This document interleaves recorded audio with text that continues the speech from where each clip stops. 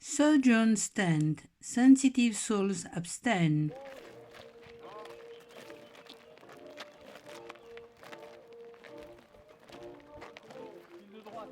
There are arms, feet, fingers dragging, and even a corpse on the side.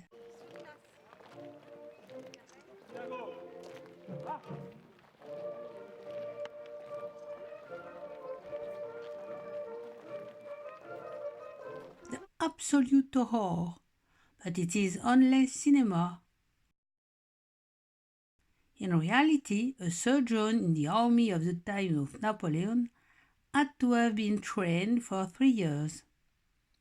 He had to be able to amputate, extract bullets, stop bleeding, but also perform C-sections.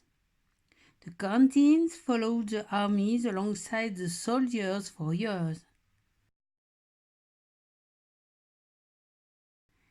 He had to heal the wounds, and they still used potions and bombs from the Middle Ages that had every chance of sending the wounded a little fragile to the afterlife.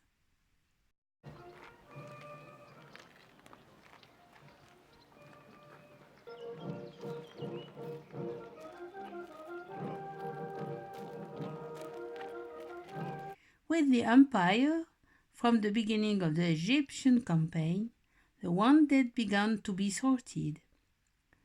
Light ambulances were created to pick up the wounded under the fire of balls instead of waiting for the end of the battle. At this point, ambulances were dromedaries. Later, they will be light vehicles with 2 wheels.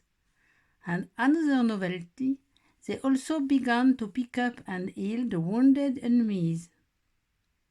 They were operating in the field in the middle of the balls, and some surgeons were dying too. 4 minutes for an amputation was imperative for the patient's survival in the absence of anesthesia. Armies had 32 grams of laudanum per regimental caisson, the quantity for only few people. The officers and those who could afford to pay had their own bottles.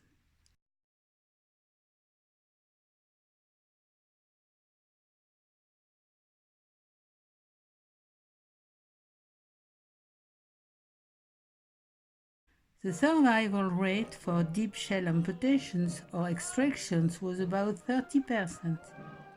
The patients were dying of more gangrene than they were of surgical shock. It is also at this moment that the French-style administration is set up.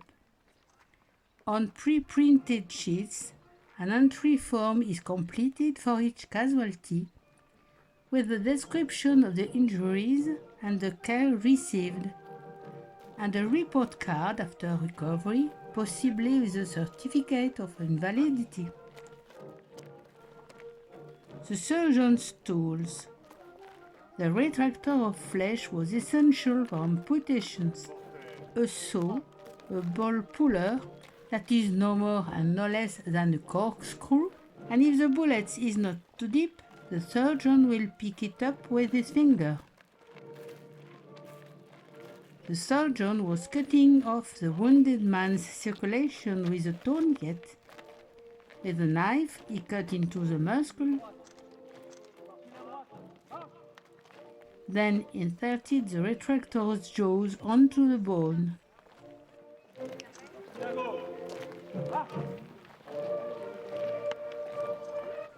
He sewed the bone, then scraped the flesh upstream to free a fraction of the skin which was used to cover the stump. 70% of the injured survived this treatment, but in the end only 30% escaped the ravages of gangrene. Basically, the uniform consists of a white shirt and pants. We recognize the surgeon with a red vest and black shako wearing a galloon, while the infantry soldier next door wears a black bicornuate cap posed in the battle. The battle pose means the point forward.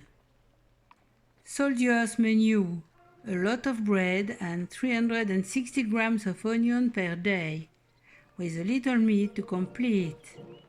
They drank wine, sometimes mixed with water, distributed in barrels by the canteens, who also distributed the soup. The canteens were licensed to carry out a small business of foodstuff to improve the ordinary, or to carry out basic necessities: razors, soaps, pepper.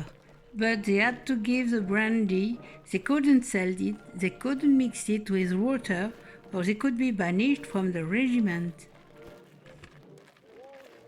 From 1806, the bicorn, which took the grain and poured it on the unfortunate soldier, will be replaced by a less cumbersome shako, which was already a cavalry cap.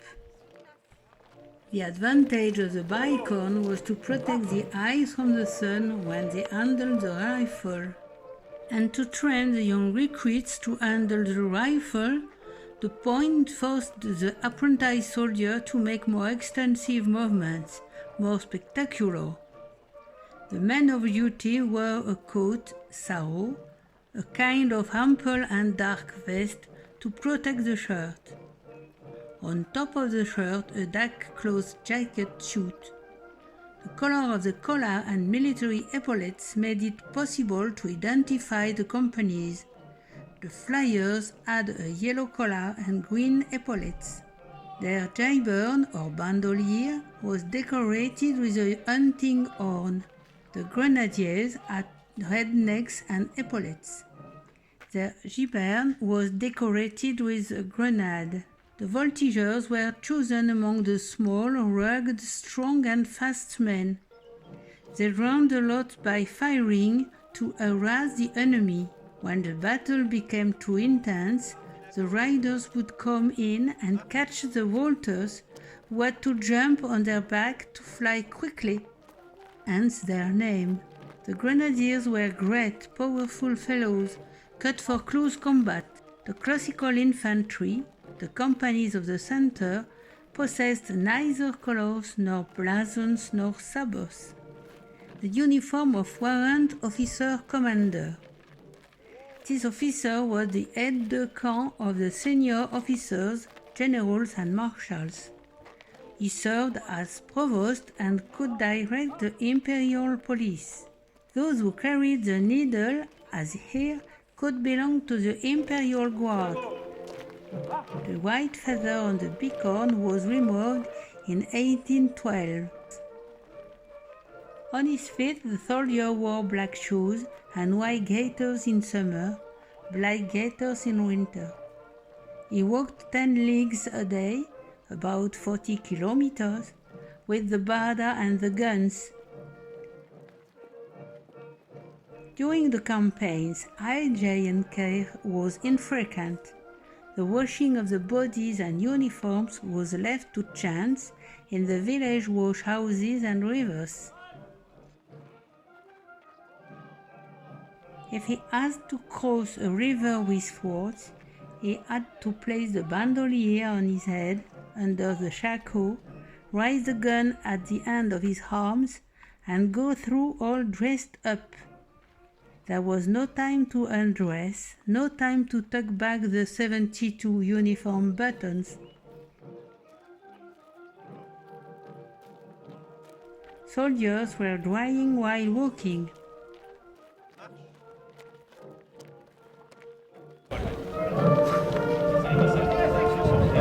Formation en bataille! Allez, on se dépêche! Allez hop!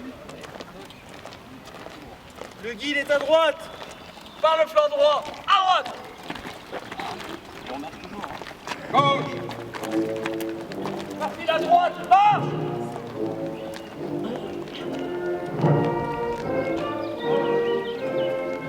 Oblique à droite!